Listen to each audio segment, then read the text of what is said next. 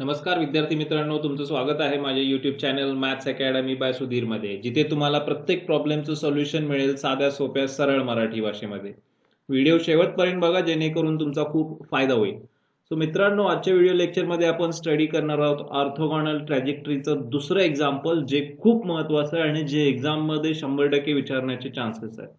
So बघूया आपण हे एक्झाम्पल काय आहे आणि त्याचे ऑर्थोगोनल ट्रॅजेक्टरीज कशा कॅल्क्युलेट करायच्या. सो एक्झाम्पल आहे, find the orthogonal trajectories of the family of coaxial circles x square plus y square minus 2gx equal to 0.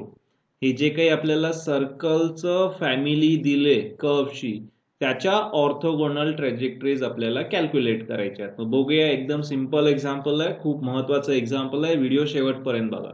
So पहिल्यांदा आपण काय करूया, जे फॅमिली ऑफ कर्व दिले ते लिहून घेऊया. काय दिले आपल्याला, x square plus y square minus 2gx is equals to 0. मग आता याच्या ऑर्थोगोनल ट्रॅजेक्टरीज कॅल्क्युलेट करायची आहे. मग कुठल्याही फॅमिली ऑफ कर्वची ऑर्थोगोनल ट्रॅजेक्टरीज कॅल्क्युलेट करायची असतील तर त्याची पहिली स्टेप काय असते बघा, differentiate the given equation with respect to x and find the differential equation of the form f of x y dy by dx equal to 0. So पहिली स्टेप काय, दिलेलं इक्वेशन डिफरन्शिएट करा विथ रिस्पेक्ट टू एक्स. ठीक आहे, त्या इक्वेशनला मी equation number 1 assume करतो.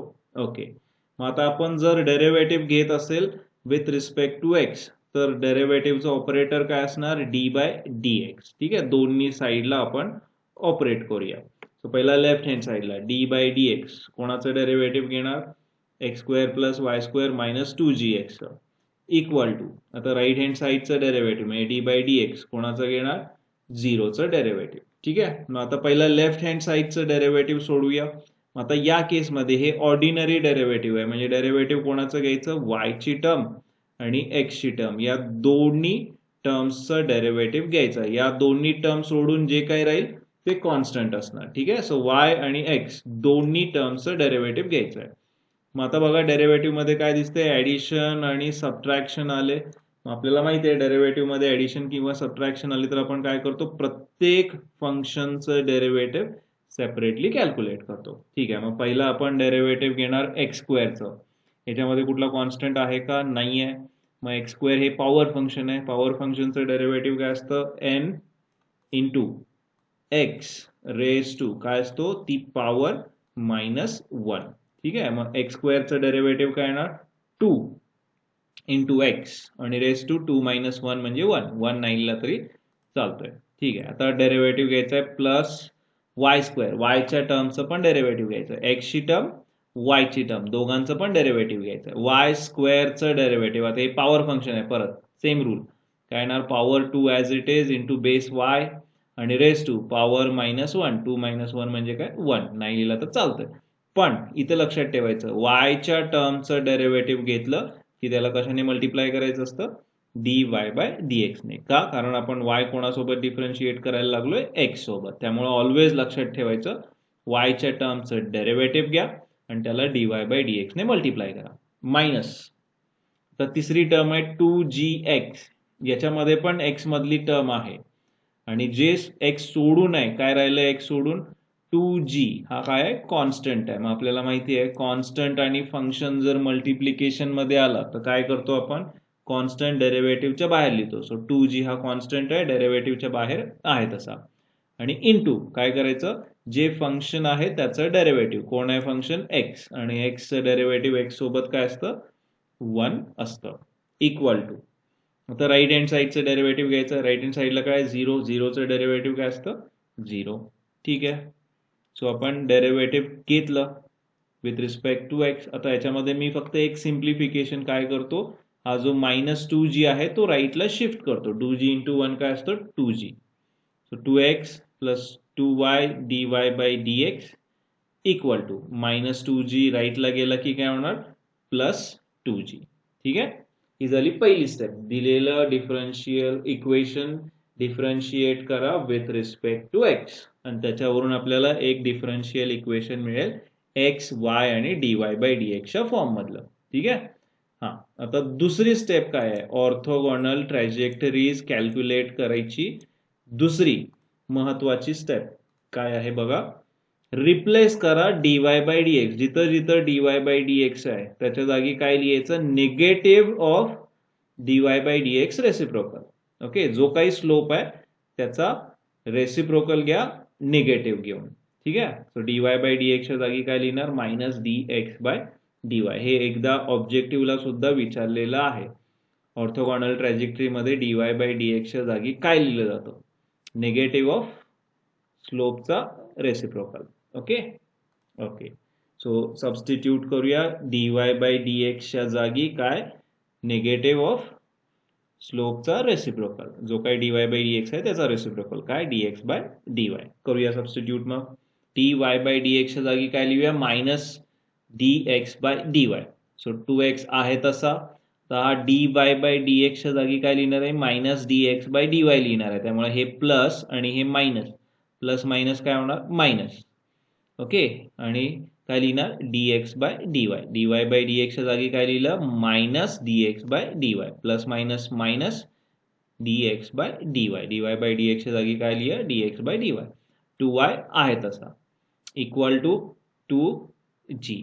ठीक आहे, सेकंड स्टेप सुद्धा कंप्लीट केली. dy बाय dx च्या जागी काय लिहिला, त्याचा स्लोपचा निगेटिव्ह रेसिप्रोकल. ठीक आहे. हा, पुढे आता काय करायचंय बघा, नेक्स्ट स्टेपला. हा, काय सांगितलंय तिसऱ्या स्टेपला आपल्याला, जर dy बाय dx च्या जागी मायनस dx बाय dy लिहिल्यानंतर जे काही डिफरन्शियल इक्वेशन येईल त्याच्यामधून आर्बिट्ररी कॉन्स्टंट इलिमिनेट करा. कसं, दिलेल्या इक्वेशनचा यूज करून. मग आता आपल्या या डिफरन्शियल इक्वेशन मध्ये आर्बिट्ररी कॉन्स्टंट कुठला आहे, g. हा इलिमिनेट करायचा कसा, दिलेलं इक्वेशन यूज करून, x square plus y square minus 2gx equal to 0 याचा यूज करून हा आर्बिट्ररी कॉन्स्टंट आपण 2g इलिमिनेट करूया. ठीक आहे, सो इक्वेशन 1 वरून बघा, मला कोणाची व्हॅल्यू पाहिजे, 2g ची व्हॅल्यू पाहिजे. सो मी काय करतो, 2g ची जी टर्म आहे ती राईटला शिफ्ट करतो, एका साईडला लिहितो. सो आता ही मायनस आहे, राईटला गेल्यावर होणार प्लस. सो लेफ्टला काय राहणार, x square plus y square equal to minus 2gx. राईटला गेला की काय होणार, प्लस 2gx. पण मला फक्त व्हॅल्यू कोणाची पाहिजे, 2g ची. म्हणजे हा x लेफ्टला शिफ्ट केला पाहिजे, x इतर 2g ला मल्टिप्लाय केलं, लेफ्टला गेल्यावर काय होणार, डिवाइड होणार. सो काय मिळणार मला, x square plus y square divided by x equal to 2g. ठीक आहे, सो थर्ड स्टेप सुद्धा आपण कंप्लीट केली. इक्वेशन वरून दिलेल्या इक्वेशन वरून आर्बिट्ररी कॉन्स्टंटची व्हॅल्यू फाइंड आउट केली आणि तो इलिमिनेट केला इक्वेशन 2 मधून. ठीक आहे, आता काय करूया, हे इक्वेशन 2 मध्ये 2g च्या जागी लिहूया.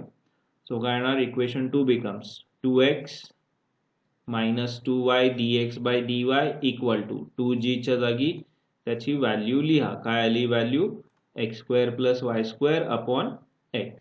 ठीक आहे, सो आपण बघा आर्बिट्ररी कॉन्स्टंट इलिमिनेट केला. आता हे इक्वेशन आपल्याला सोडवायचं आहे. चौथी स्टेप काय असते बघा, आर्बिट्ररी कॉन्स्टंट इलिमिनेट केल्यानंतर नेक्स्ट स्टेपला आपण काय करतो, ते इक्वेशन सोडवतो. आता त्याच्यासाठी मला काय करायला पाहिजे बघा, हा डिनॉमिनेटर मधला x कॅन्सल पाहिजे. आपल्याला फ्रॅक्शन रहित टर्म लागत असते डिफरन्शियल इक्वेशन सोडवायचं असेल. तर मी काय करतो, हा x जर मला कॅन्सल करायचा असेल तर त्या इक्वेशनच्या प्रत्येक टर्मला x ने मल्टिप्लाय करतो. मग पहिल्या टर्मला जर x ने मल्टिप्लाय केलं तर 2x इंटू एक्स म्हणजे काय येणार, एक्स स्क्वेअर मायनस दुसऱ्या टर्मला जर मी x ने मल्टिप्लाय केलं तर काय होणार, 2y इंटू एक्स म्हणजे काय, 2xy dx बाय dy आहे तसा इक्वल टू राईट हँड साइडला जर x ने मल्टिप्लाय केलं तर काय होणार, x आणि x कॅन्सल होणार म्हणजे राहणार काय, x square plus y square. ठीक आहे, ओके. हा, नेक्स्ट स्टेप. आता काय करूया, सगळ्या टर्म एक्स स्क्वेअर आणि वाय स्क्वेअरच्या एका साइडला लिहितो, डेरिव्हेटिव्हची टर्म अपोजिट साइडला लिहितो. ठीक आहे, ओके. आता बघा 2x स्क्वेअर आहे तसा, x square plus y square लेफ्टला आणतो, प्लस एक्स स्क्वेअरचं काय होणार, minus x square plus y स्क्वेअरचं काय होणार, मायनस वाय स्क्वेअर आणि इक्वल टू जी डेरिव्हेटिव्हची टर्म आहे, कुठली आहे डेरिव्हेटिव्हची term, minus 2xy dx by dy ही राईट हँड साइडला शिफ्ट करतो. मायनस आहे, राईटला गेल्यावर काय होणार plus 2xy dx by dy. ठीक आहे. आता याच्यामध्ये काय सिम्प्लिफाय होते बघा केअरफुली. एक्स स्क्वेअरच्या टर्म्सचे सबट्रॅक्शन होते. काय होते 2x स्क्वेअर आणि मायनस एक्स स्क्वेअर म्हणजे काय 2 मधून 1 गेला काय येणार एक्स स्क्वेअर. पुढं मायनस वाय स्क्वेअर आहे तसा equal to 2xy dx by dy पण आहे तसा. ठीक आहे. आता हे डिफरन्शियल इक्वेशन आपण सोडवायलोय. सो याला एका कुठल्या तरी स्टँडर्ड फॉर्म मध्ये आपल्याला आणायला पाहिजे. लिनियर, बर्नॉलिस किंवा एक्झॅक्ट किंवा नॉन एक्झॅक्ट. आता हे लिनियर तर डेफिनेटली नाही आहे कारण डेरिव्हेटिव्हच्या नेक्स्ट टर्म मध्ये काय आला पाहिजे डिपेंडंट व्हेरिएबल एक्स यायला पाहिजे. मग अशी कुठं आहे का इथं एक्स ची टर्म आहे का नाही आहे एक्स स्क्वेअर आहे. सो हे लिनियर नाही म्हणजे बर्नॉलिस पण नाही. मग चान्सेस काय आहेत हे एक्झॅक्ट किंवा नॉन एक्झॅक्टचं असण्याचे चान्सेस आहेत.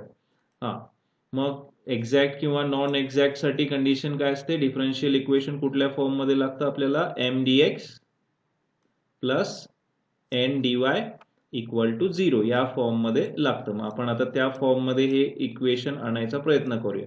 मग त्याच्यासाठी काय करायला पाहिजे एक डेरिव्हेटिव्ह न्यूमरेटरला आहे ऑलरेडी एक्स. दुसरं डेरिव्हेटिव्ह पण न्यूमरेटरला आणा कुठलं dy. आता हा डिवाइड आहे मग लेफ्टला गेल्यावर काय होणार मल्टिप्लाय होणार. कोणाला मल्टिप्लाय होणार आहे एक्स स्क्वेअर मायनस वाय स्क्वेअरला. So x square minus y square ब्रॅकेटमध्ये आणि हा dy लेफ्टला गेला की काय होणार मल्टिप्लाय होणार एक्स स्क्वेअर मायनस वाय स्क्वेअरला इक्वल टू राईटला काय राहणार 2xy dx. ठीक आहे. कुठल्या फॉर्म मध्ये लिहायचं आहे मला equation m d x plus N d y equal to 0. So ही dx ची टर्म मी लेफ्ट हँड साइडला शिफ्ट करतो. इथं प्लस आहे लेफ्टला गेल्यावर काय होणार minus. So minus 2xy dx. त्याच्यानंतर dy ची टर्म काय आहे याचा sign plus x square minus y square dy equal to right hand साइडला काय राहणार 0. सो बघा आपण आर्बिट्ररी कॉन्स्टंट इलिमिनेट केल्यानंतर जे काही इक्वेशन आलं ते आता कुठल्या फॉर्म मध्ये रिड्यूस केलं m d x plus N d y equal to 0. हा कुठला फॉर्म असतो एक्झॅक्टचा फॉर्म असतो. ते एक्झॅक्ट आहे की नाही हे चेक करायचं आहे. ठीक आहे. सो आपण काय करूया हे कम्पेअर करूया एक्झॅक्टच्या फॉर्मशी. काय एक्झॅक्टचा form M d x plus N d y equal to 0. मग याच्यावरून मला एम ची व्हॅल्यू काय मिळणार dx चा कोइफिशियंट काय आहे तो मायनस 2xy आणि n ची व्हॅल्यू म्हणजे काय dy चा कोइफिशियंट काय बघा dy चा coefficient x square minus y square.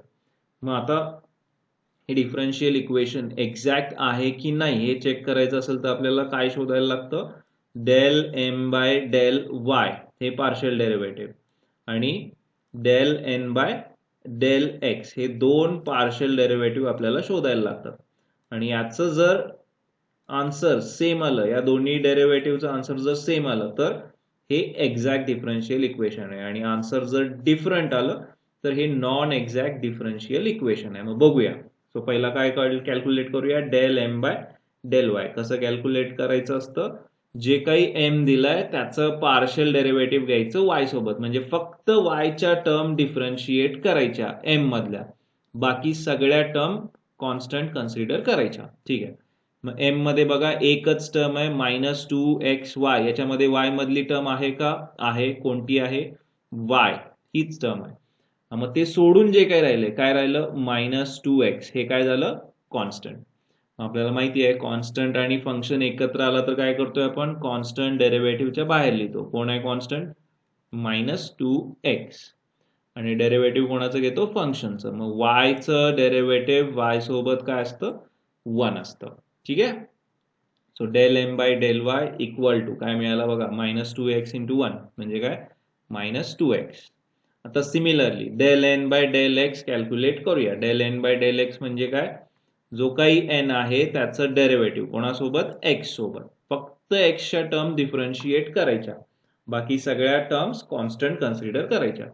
ठीक आहे. तर इथं बघा सबट्रॅक्शन आहे म्हणजे काय करणार प्रत्येकाचं डेरिव्हेटिव्ह सेपरेटली. पहिला कोणाचं डेरिव्हेटिव्ह घेणार एक्स स्क्वेअरचं. मग यामध्ये एक्स मधली टर्म आहे का आहे कुठली आहे एक्स स्क्वेअर.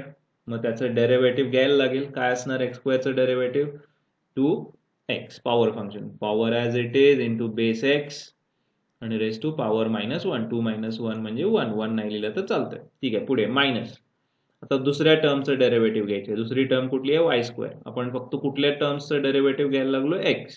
मग यात एक्स आहे का? नाही, एक्सची टर्म नाही, म्हणजे हा काय झाला? कॉन्स्टंट झाला आणि फक्त कॉन्स्टंटचं डेरिव्हेटिव्ह काय असतं? 0.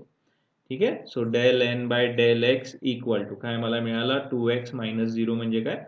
2x. मग चेक करा हे दोन्ही पार्शियल डेरिव्हेटिव्ह सेम आहेत का डिफरंट आहेत? हा -2x आहे, हा +2x आहे. म्हणजे काय ऑब्झर्व होतंय? Del M by del y आणि del N by del x हे डिफरंट आहेत, वेगवेगळे आहेत. याचा अर्थ काय? दिलेलं डिफरन्शियल इक्वेशन हे नॉन एक्झॅक्ट आहे. आपण याच्या आधी पण बघितलंय, जर डिफरन्शियल इक्वेशन नॉन एक्झॅक्ट असेल तर आपल्याला काय करायला लागतं? ते एक्झॅक्ट मध्ये चेंज करायला लागतं. कसं? इंटिग्रेटिंग फॅक्टर आपण त्याला मल्टिप्लाय करतो. तो मल्टिप्लाय केलं की non exact differential equation exact मध्ये चेंज होतो. मग आता इंटिग्रेटिंग फॅक्टर कॅल्क्युलेट करायचे 4 रूल्स आहेत. पहिला रूल, जर डिफरन्शियल इक्वेशन होमोजिनियस असेल तर. मग आता हे होमोजिनियस आहे का? डिफरन्शियल इक्वेशन आपलं इथे आहे, हे होमोजिनियस आहे का? बघा, प्रत्येक टर्मची डिग्री सेम यायला पाहिजे. एक्स इंटू वाय या टर्मची डिग्री, एक्स ची पॉवर 1 वाय ची पॉवर 1 यांच्या पॉवरची ऍडिशन किती येते? 2. नेक्स्ट इथे पण बघा, एक्स ची डिग्री 2, सेकंड टर्मची पण डिग्री 2 आली. मी थर्ड टर्म वाय स्क्वेअर काय डिग्री 2 सेम आहे. सो तिन्ही टर्मची डिग्री सेम आहे, म्हणजे हे होमोजिनियस आहे.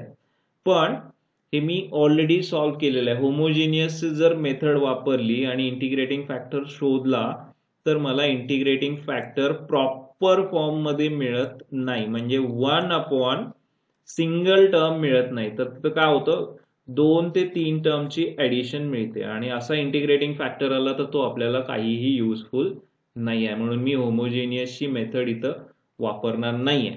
तुम्ही चेक करू शकता, इंटिग्रेटिंग फॅक्टर तुम्हाला एक्स वायच्या टर्मच्या ऍडिशन मध्ये मिळतो आणि त्याचा काहीही यूज होत नाही. मग आता काय करूया? होमोजिनियस आहे पण इंटिग्रेटिंग फॅक्टर मला प्रॉपर फॉर्मॅट मध्ये मिळत नाही. मग काय करू आपण? दुसरी मेथड वापरूया. ओके, आता दुसरी मेथड काय? चेक करा, पहिल्या फंक्शनला वाय ने मल्टिप्लाय केलं का? येस केलंय. दुसऱ्या फंक्शनला एक्स ने मल्टिप्लाय केलंय का? नाही. म्हणजे दुसरा फॉर्म इथं येत नाही. मग आता आपण नेक्स्ट फॉर्म चेक करणार. म्हणजे काय? आपण चेक करणार आहे del N by del x minus del M by del y upon m या फॅक्टरचं आन्सर काय येतं हे चेक करणार. Del N by del x minus del M by del y upon m या फॅक्टरचं आन्सर वाय मधलं फंक्शन यायला पाहिजे, तरच मला इंटिग्रेटिंग फॅक्टर मिळणार आहे. ओके, मग आता बघा, चेक करूया. Del N by del x ची व्हॅल्यू काय आहे बघा? 2x minus del M by del y ची व्हॅल्यू किती आहे? -2x. सो ब्रॅकेट मध्ये लिहा आणि डिवायडेड बाय एम ची व्हॅल्यू काय आहे बघा? -2xy. So divided by -2xy. ठीक आहे, सोडूया हे. Equal to 2x minus minus काय होणार? +2x divided by -2xy. परत 2x + 2x म्हणजे काय? 4x divided by -2xy. ठीक आहे, आता यात काय कॅन्सल होतोय? न्यूमरेटरचा 1x, डिनॉमिनेटरचा 1x कॅन्सल झाला. अजून काय कॅन्सलेशन होतोय? 2 चा भाग जातोय. 2 दुने 4, 2 2 जा 4. म्हणजे काय मिळालं मला बघा? Del N by del x minus del M by del y upon M. याचा आन्सर काय आलं बघा? -2 न्यूमरेटरला डिवायडेड बाय डिनॉमिनेटरला y प्लस मायनस मायनस न्यूमरेटरला काय शिल्लक आहे? 2 डिवायडेड बाय डिनॉमिनेटरला काय शिल्लक? y. मग del N by del x minus del M by del y upon m या फॅक्टरचं आन्सर मला काय मिळालंय बघा? -2/y. हे कशामधलं फंक्शन आहे? y मधलं फंक्शन आहे. मग असं जर येत असेल, या फॅक्टरचं जर आन्सर y मधलं फंक्शन येत असेल तर त्याचा इंटिग्रेटिंग फॅक्टर लिहायचा फॉर्म्युला काय असतो? e⁻∫ f(y) dy. हे लक्षात ठेवा. होमोजिनियस फंक्शन आहे तरी पण मी होमोजिनियसचा इंटिग्रेटिंग फॅक्टरचा फॉर्म्युला वापरलेला नाही. का? कारण जो तो इंटिग्रेटिंग फॅक्टर मिळतोय तो मला स्टँडर्ड फॉर्म मध्ये मिळत नाही, म्हणजे अशा सिंगल टर्म मध्ये मिळत नाही. y ची सिंगल टर्म किंवा x ची सिंगल टर्म आपल्याला डिनॉमिनेटरला मिळत नाही. तिथं ऍडिशन आणि सबट्रॅक्शनच्या टर्म मिळतात. सो तो इंटिग्रेटिंग फॅक्टर वापरायचा नाही. मग ते मिळत नसेल तर आपले जे दोन फॅक्टर आहेत ते चेक करायचे. Del M by del y minus del N by del x upon n याची व्हॅल्यू काय येते ती जर एफ ऑफ एक्स आली तर तो इंटिग्रेटिंग फॅक्टर यूज करा. आता इथं काय केले मी डायरेक्ट लिहिलं del N by del x minus del M by del y upon m. हा फॅक्टर सोडवला आणि त्याचा आन्सर काय मला मिळालं एफ ऑफ वाय, वाय मधलं फंक्शन मिळालं. मग असं जर होत असेल तर इंटिग्रेटिंग फॅक्टर काय लिहितो मी e raise to integration f of y d y. ठीक आहे. मग आता एफ ऑफ वाय ची व्हॅल्यू लिहूया. ई रेस टू इंटिग्रेशन काय एफ ऑफ वाय ची व्हॅल्यू -2/y. ठीक आहे. हे इंटिग्रेशन सोडवायचं आहे. कसं सोडवणार आहे वाय सोबत सोडवणार आहे म्हणजे वाय ची टर्म फंक्शन, वाय नसणारी टर्म कॉन्स्टंट. कुठली कॉन्स्टंट आहे मग -2. कुठे लिहितो इंटिग्रेशनच्या बाहेर. सो ई रेस टू -2 इंटिग्रेशनच्या बाहेर. मग इंटिग्रेशन कोणाचं घेणार 1/y चं.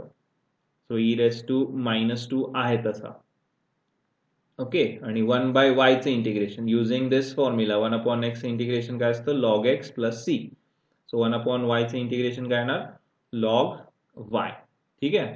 अजून सिम्प्लिफाय करायला पाहिजे. आता ई आणि लॉग जर एकत्र आला तर ते कॅन्सल होतात. पण कधी जर मध्ये कुठलाही नंबर नसेल तर. मग आता हा नंबर घालवायचा असेल तर आपल्याकडे लॉगचा रूल आहे एन लॉग एम. लॉगच्या आधी कुठलाही नंबर आला तर तो कुठं लिहायचा एमच्या पॉवर मध्ये.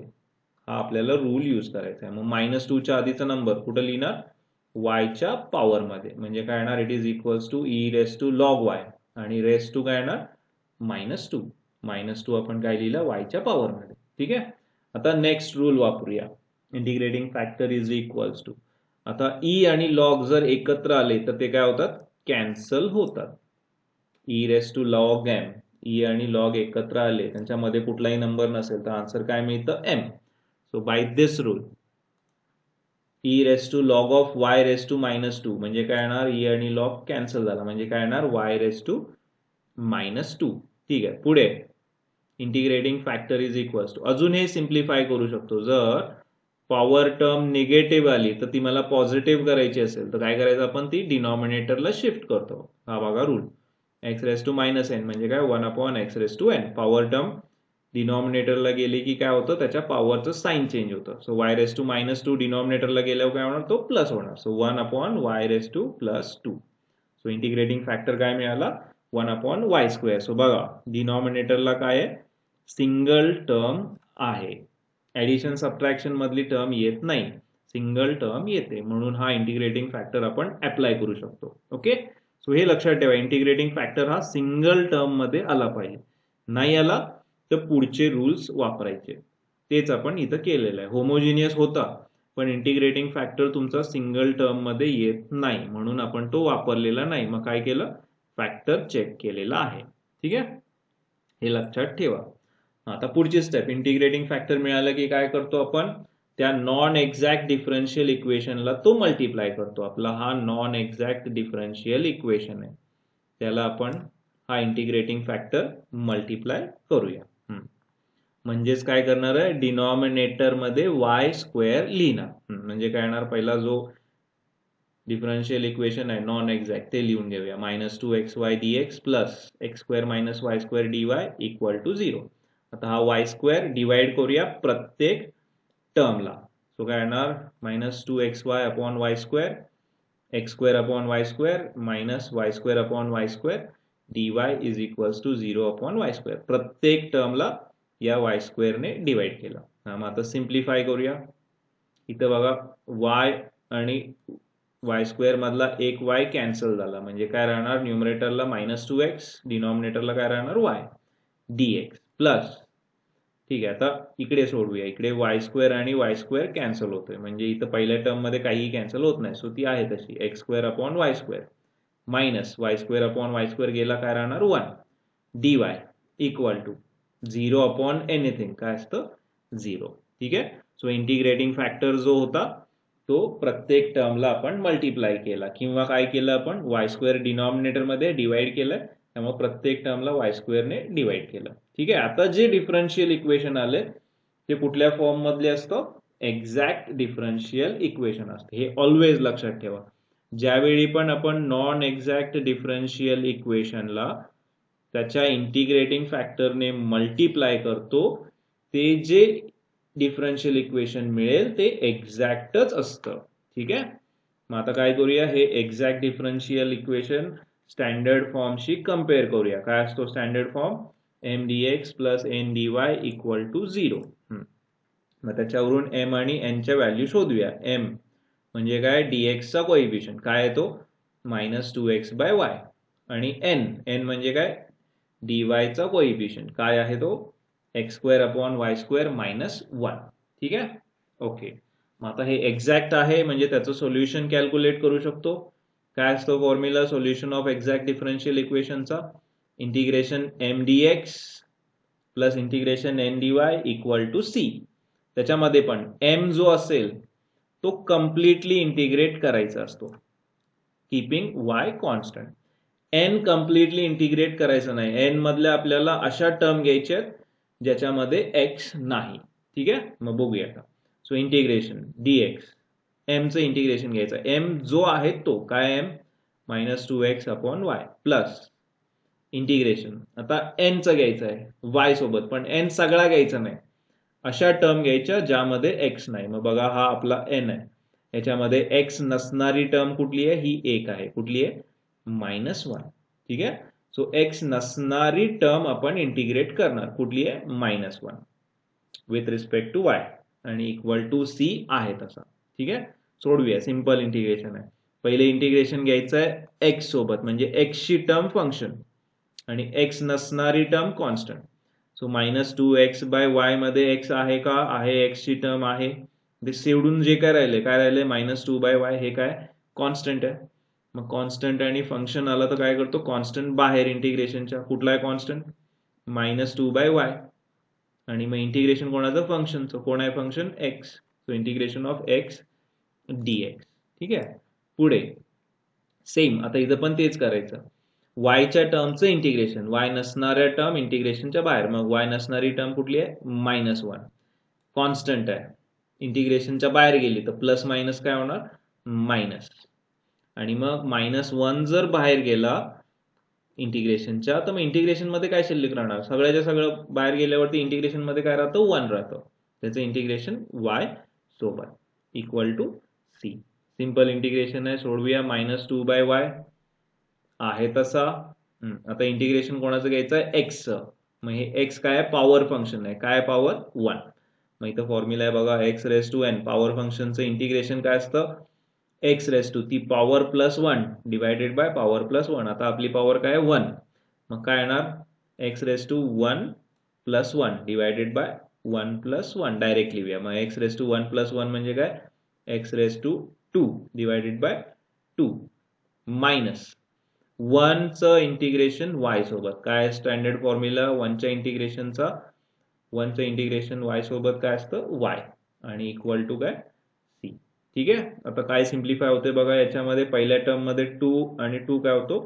कॅन्सल होतो. म्हणजे काय आन्सर आलं मला? -x² divided by y. हा -y आहे तसा इक्वल टू c. ठीक आहे, काय आहेत? दिलेल्या फॅमिली ऑफ कर्व्हचे ऑर्थोगोनल ट्रॅजेक्टरीज आहेत. So these are required orthogonal trajectories. -x² y equal to c are the required orthogonal trajectories. So हे खूप महत्वाचं एक्झाम्पल आहे विद्यार्थी मित्रांनो.